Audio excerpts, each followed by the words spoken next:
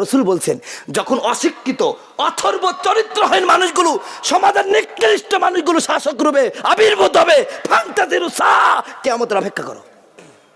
আরো রসুল আরো বলছেন, হাদিসটা লম্বা হাদিস।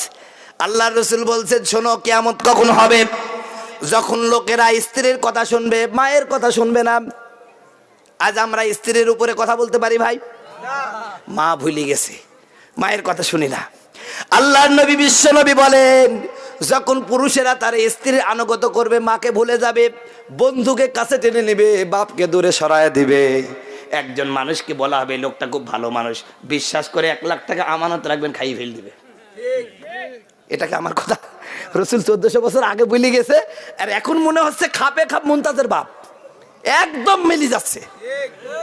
রসুল বলছেন বিশ্বাস করে টাকা রাখা হবে, টাকা নাই হয়ে যাবে, আমানতের খেয়ানত হয়ে যাবে। আর পুরুষরা বইয়ের কথা শুনবে, মায়ের কথা শুনবে না। বন্ধুকে কাছে টেনে নেবে, বন্ধুকে আইনি খাওয়াবে, ভালো ভালো খাবার আইনি দিবে বন্ধুর জন্য, কিন্তু বাপকে ভাত দিবে না। এই সমাজ চলছে কিনা? কথা বলুন ঠিক কিনা? আল্লাহ রসুল বলছেন এমন একটা জামানায় আসবে, ওই জামানায় নায়িকা গায়িকার দাম বাড়ি যাবে, আলেমদের সম্মান দিবে না।